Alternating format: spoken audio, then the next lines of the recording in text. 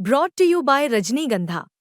यूं ही नहीं ताज ताज बन जाता है, शिल्पकारों का हुनर और चुनिंदा संगमरमर ताज को नायाब बनाते हैं।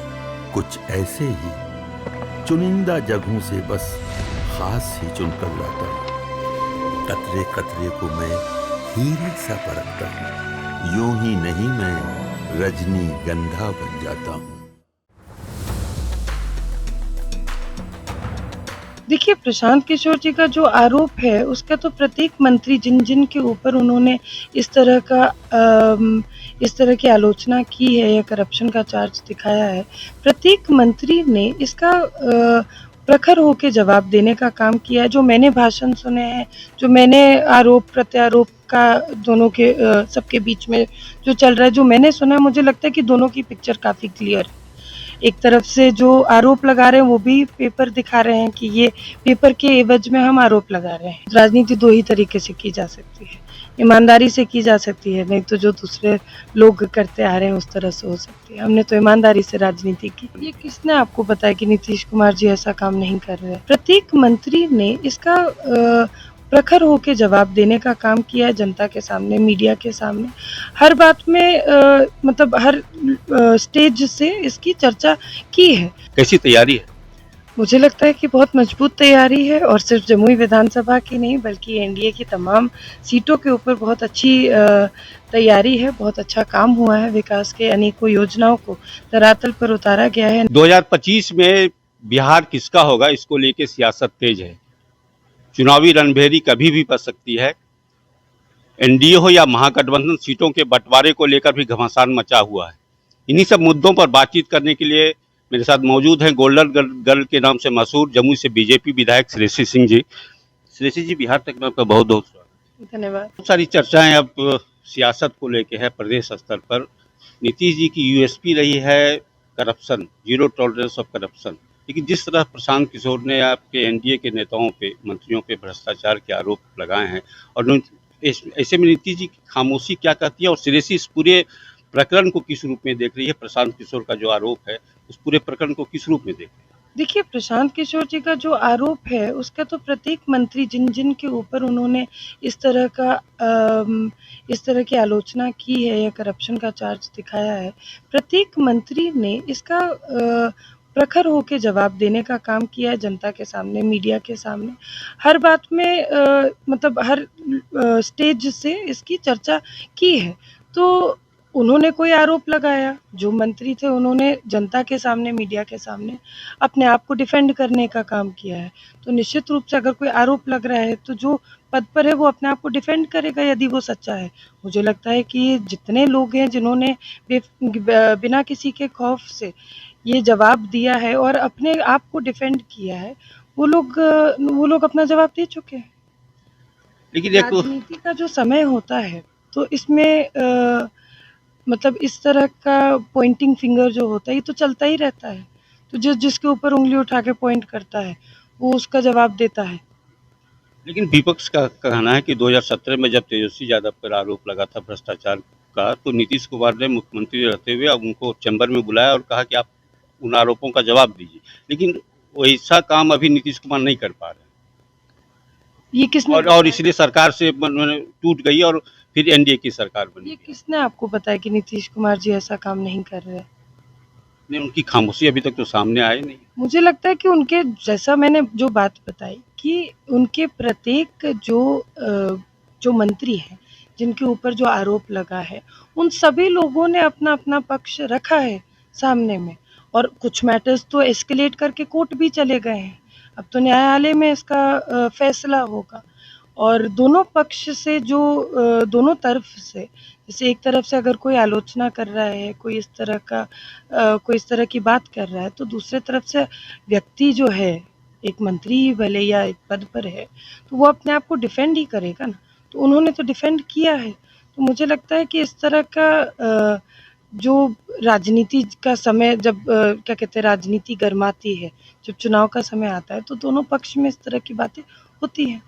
अच्छा, आपको लगता है कि इसका खामियाजा आपको इस आने वाले चुनाव में एनडीए को भुगतना पड़ेगा? खामियाजा तब होता जब कोई इस तरह की आलोचना करता या इस तरह का आरोप लगाता और कहीं से कोई जवाब नहीं आता, तब मुझे लगता है कि कहीं न कहीं जनता के मन में एक सवाल उठता कि ये व्यक्ति जवाब क्यों नहीं दे रहा है? क्या सच्चाई है?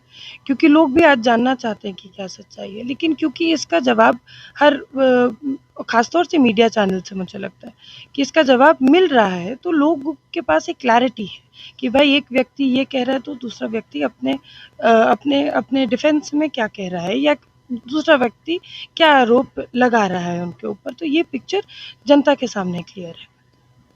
लेकिन प्रशांत किशोर के आरोप को लेकर आप ही के दल के सीनियर लीडर पूर्व केंद्रीय मंत्री आर.के. सिंह ने बड़ा हमला बोला है और कहा है कि सामने आना चाहिए, उनको खुल के जवाब देना चाहिए। जी। उन्होंने ही कहा है कि इसका कुछ नुकसान हो सकता है चुनाव। अब वो उनकी सोच है। मुझे लगता है जो मैंने इंटरव्यूज़ और जो मैंने भाषण सुने हैं, जो मैंने आरोप-प्रत्यारोप का दोनों के सबके बीच में जो चल रहा है, जो मैंने सुना है, मुझे लगता है कि दोनों की पिक्चर काफ़ी क्लियर है। एक तरफ से जो आरोप लगा रहे हैं वो भी पेपर दिखा रहे हैं कि ये पेपर के एवज़ में हम आरोप लगा रहे हैं। दूसरे तरफ जो अपने आप को डिफेंड कर रहे हैं, वो भी पेपर दिखा रहे हैं कि इस पेपर के एवज़ में हम अपने आप को डिफेंड कर रहे हैं। और जैसे मैंने कहा कि बहुत सारा मामला तो अब न्यायालय में चला गया है, तो वहाँ पर सच्चाई किसके पक्ष में है, क्या फ़ैसला होता है, तो ये तो न्यायालय का मामला है। चर्चा इन दिनों ये भी है आपकी दावेदारी को लेके कि आप बांका अपने पिताजी के क्षेत्र पकड़ना चाहती हैं, एक बात। दूसरी बात ये कि जमुई में सोशल मीडिया पे इन दिनों बहुत सारी खबरें चल रही है कि श्रेयसी बांका जा रही है और श्रेयसी की जगह पे कोई दूसरा उम्मीदवार बीजेपी जमुई में उतार रही है। श्रेयसी ने 5 साल ईमानदारी से, सेवा भाव के साथ सिर्फ एक विधायक नहीं बल्कि एक बेटी बनकर अपने क्षेत्र को सजाने-सँवारने का काम किया है। हर सुख-दुख में हम जनता के साथ खड़े हो पाए हैं। एकदम 100% ईमानदारी के साथ काम किया और आज जो विपक्ष के लोग हैं, जो विरोधी दल के लोग हैं, वो भी ये नहीं कह सकते या हमारी ईमानदारी के ऊपर उँगली नहीं उठा सकते हैं। तो आप मुझे बताइए कि श्रेयसी ने ऐसा क्या गलत किया जो कि अपना क्षेत्र हम छोड़ देंगे? बांका से लगाव है, बांका से जुड़ाव है, बांका हमारे पिताजी, हमारे माँ दोनों का ही कर्म क्षेत्र रहा है। निश्चित रूप से वहाँ से भी एक हम लोगों का लगाव है जैसा मैंने कहा। लेकिन इस समय में जमुई को जब विधानसभा पहली बार भारतीय जनता पार्टी जीती और रिकॉर्ड मतों से जीती, तो आप मुझे बताइए कि इस विधानसभा ने या इस विधानसभा में श्रेयसी ने क्या गलती की है, जो भारतीय जनता पार्टी उसका साथ नहीं देगी? और हम आज भी ये कहते हैं, आज भी ये मानते हैं कि एनडीए का जो शीर्ष नेतृत्व है, जो आज गठबंधन में है, भारतीय जनता पार्टी का जो शीर्ष नेतृत्व है, जो भी निर्णय लेगा, हम उसके साथ, हमारा पूरा परिवार उसके साथ खड़ा रहेगा। लेकिन जिस तरह की चर्चा है, तो क्या लगता है ये विरोधियों की एक साजिश हो सकती है ये? अब देखिए राजनीति 2 ही तरीके से की जा सकती है, ईमानदारी से की जा सकती है, नहीं तो जो दूसरे लोग करते आ रहे हैं उस तरह से हो सकती है। हमने तो ईमानदारी से राजनीति की, तो हमारे पास तो उस तरह का अफ़रात पैसा नहीं है कि हम बूस्ट दे देकर और किसी सोशल मीडिया वाले को कुछ देकर हम अपना न्यूज़ चलवा लें या हम कोई कॉल सेंटर सेटअप करा के हम धकाधक वोटिंग करा लें, ये करा लें, वो करा लें, शेयर करा लें, लाइक करा लें, कमेंट करा लें। तो ये सब हम नहीं हैं। ईमानदारी के साथ राजनीति किए हैं, ईमानदारी के साथ, सेवा भाव के साथ हमने विकास भी किया है और जितना कर सके उतना किया है। आगे आने वाले 5 साल और करके दिखाएँगे। ये जज़्बा हम में है। तो निश्चित रूप से अगर कुछ लोग पैसे के दम पर राजनीति करना चाहते हैं, तो पैसे के दम पे की गई राजनीति नहीं होती है। पैसे के दम पर आज सोशल मीडिया एक ऐसा हथियार सबके पास है कि पैसे के दम पर आप चर्चा में आ सकते हैं, लेकिन पैसे के दम पर आप वोट नहीं ले पाएँगे। अच्छा, एक बार-बार नेता प्रतिपक्ष के सभा में पीएम मोदी की मां को गाली देने का मामला आ रहा है, लगातार आ रहा है। तो क्या ये चुनावी मुद्दा बनेगा या फिर जिस तरह से विपक्ष के लोग कार्यकर्ता इस तरह कर रहे हैं, वो सही है क्या? चुनाव के बात को 1 सेकंड हम लोग साइड रखते हैं। आप बताइए, आप भी किसी के बेटे हैं, मैं भी किसी की बेटी हूँ। हमारे माँ-बाप को कोई गाली देगा तो आप सहन कर पाएँगे? नहीं कर पाएँगे। तो ये सिर्फ़ राजनीतिक मुद्दा नहीं है, ये तो सामाजिक मुद्दा है कि आपको राजनीति करनी है, तो आप राजनीतिक मंचों पर कीजिए, आप विचारधारा का कीजिए, आप नीतियों का कीजिए, लेकिन आप गाली-गलौज और गुंडागर्दी पर आ जाते हैं। तो हाँ, और फिर उसके बाद सवाल भी यही उठाते हैं कि जो एनडीए के लोग हैं या जो भाजपा के लोग हैं, वो गुंडा राज क्यों बोलते हैं या जंगल राज क्यों बोलते हैं? तो गुंडा राज इसलिए करते हैं क्योंकि आप बार-बार अपने ही आचरण से उसका परिचय देते हैं, इसीलिए हम लोग कहते हैं। और ये कोई नई बात थोड़ी ना है, आज प्रधानमंत्री जी के माँ जी को दिया गया, एक बार नहीं 2-2 बार दिया गया। हम लोग जमुई में हैं, जमुई में चिराग जी की माताजी के खिलाफ भी इसी तरह का भाषा का प्रयोग किया गया था और मंच से ही किया गया था। तो जब-जब ये लोग चुनाव के नज़दीक आते हैं, क्योंकि अब जनता इनका जो इनका जो चिट्टा था वो खुल चुका है जनता के सामने और जनता इनको कभी स्वीकारेगी नहीं, चाहे वो लोकसभा हो या विधानसभा हो। और इसलिए मुझे लगता है कि जब-जब चुनाव नज़दीक आता है तो कार्यकर्ता बहुत उत्तेजित हो जाते हैं और उत्तेजना में इस तरह का व्यवहार या इस तरह की हरकत कर जाते हैं। लेकिन कहीं से भी, चाहे वो बिहार के लोग हो या भारत के लोग हों, इसको नहीं स्वीकारेंगे। आपको राजनीतिक मतभेद है, राजनीतिक मतभेद के लिए आपका स्वागत करते हैं। आपको विमर्श के लिए विधानसभा है, पार्लियामेंट हाउस है। आप लोग वहाँ पे खुला विमर्श कर सकते हैं, आपको समय पर आपकी बात रखने का समय भी मिलता है। आप तब नहीं करते हैं, आप लोग आक्रामक होके लड़ाई करने के लिए आ जाते हैं। मंच सजता है तो मंच से भाई अपनी विचारधारा की बात कीजिए, आप क्या काम करेंगे ये कीजिए। तो आप मंच सजा के गाली-गलौज देने का काम करते हैं। हम तो ये तब जानते हैं कि ये संस्कार जो है, ये कहीं न कहीं बात संस्कारों की है, ये सिर्फ़ राजनीति की बात नहीं है। प्रधानमंत्री जी जब विपक्ष में थे और मनमोहन सिंह जी की सरकार थी, तब पाकिस्तान के प्राइम मिनिस्टर ने मनमोहन जी के बारे में कुछ अपशब्द बोला था। लेकिन उस वक़्त भी मंच से माननीय प्रधानमंत्री जी ने यही बोला था कि भाई हम भारत के भीतर हम अपनी लड़ाई लड़ेंगे, हम अपनी विचारधाराओं की लड़ाई लड़ेंगे, भारत के लिए लड़ाई लड़ेंगे। लेकिन भारत के बाहर का कोई व्यक्ति यदि हमारे प्रधानमंत्री के ऊपर कोई टिप्पणी करता है तो वो हम कभी नहीं स्वीकारेंगे। लेकिन आज देखिए, राहुल गांधी जी, ट्रंप कुछ बोलता है भारत के प्रधानमंत्री या भारत की नीति के खिलाफ तो तुरंत जाके उसका समर्थन कर देते हैं। अमेरिका में जाके भारत की निंदा करते हैं। तो ये कहीं न कहीं ये जो लोग हैं, जो विपक्ष आज अपने आप को कहते हैं, ये बहुत कमज़ोर लोग हैं और अपने मंच से ये लोग कोई विचारधारा या नीति की कोई बात करके भारत को विकसित भारत कैसे बनाएँगे उसकी कोई चर्चा नहीं करते, कोई डेवलपमेंट की चर्चा नहीं करते। गाली-गलौज, गुंडागर्दी, मार-पीट, भारत को नीचे दिखाना, अस्मिता के साथ खिलवाड़ करने का काम करते हैं। तो सुरेशी, इस बार 2025 के चुनाव में आप कितना होपफुल हैं कि एनडीए की गवर्नमेंट बनेगी? निश्चित रूप से एनडीए की सरकार बनेगी। सिर्फ मैं होपफुल नहीं हूँ, मुझे लगता है कि इस बार जो कैंडिडेट है, कैंडिडेट के साथ-साथ जो जनता है, वो भी होपफुल है, वो भी चाहती है कि एनडीए की सरकार बने।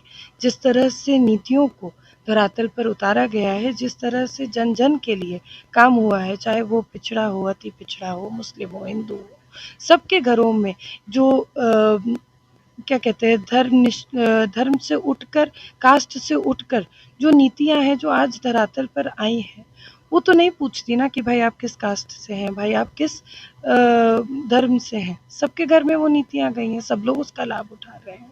तो जब सरकार उस तरह का काम करती है, तो हर कोई चाहेगा कि वही सरकार पुनः वापस आए।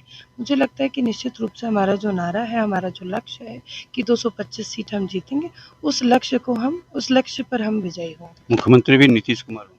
जी, निश्चित रूप से। एनडीए तो पहले से अपना नीतीश कुमार जी के चेहरे पर, उनके नाम पर मुहर लगा चुकी है। ये तो विपक्ष के लोग हैं जो अपना सीएम कैंडिडेट नहीं तय कर पा रहे हैं। महाराष्ट्र रिपीट नहीं होगा बिहार में? बिहार देखिए, इतिहास अपना ही लिखता है, अपना ही रचता है।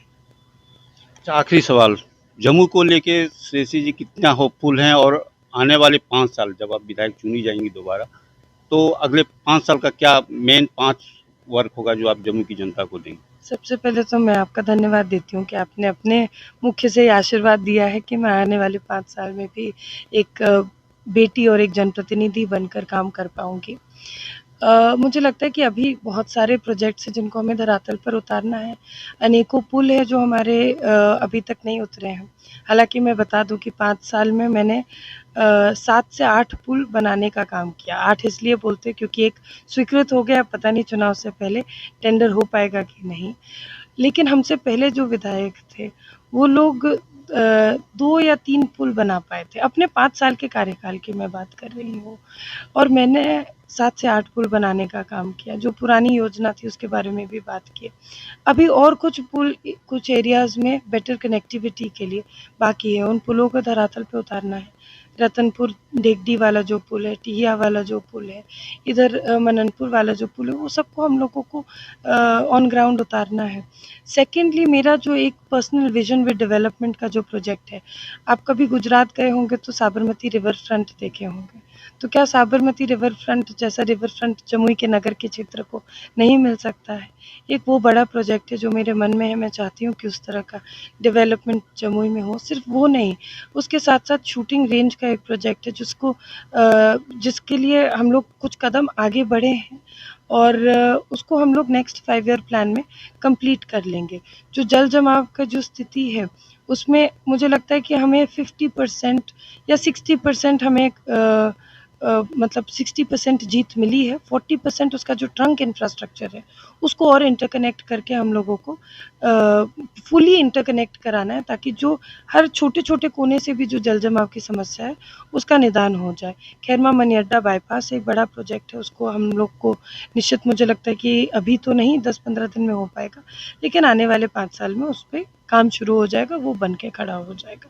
तो बहुत से ऐसे प्रोजेक्ट्स हैं राकेश जी, क्योंकि ऐसा लगता है ना कि मुझे कोई सवाल पूछे तो ये पूछे कि आप अक्सर हम लोग चर्चा करते हैं कि 2005 से पहले का बिहार और 2005 के बाद का बिहार।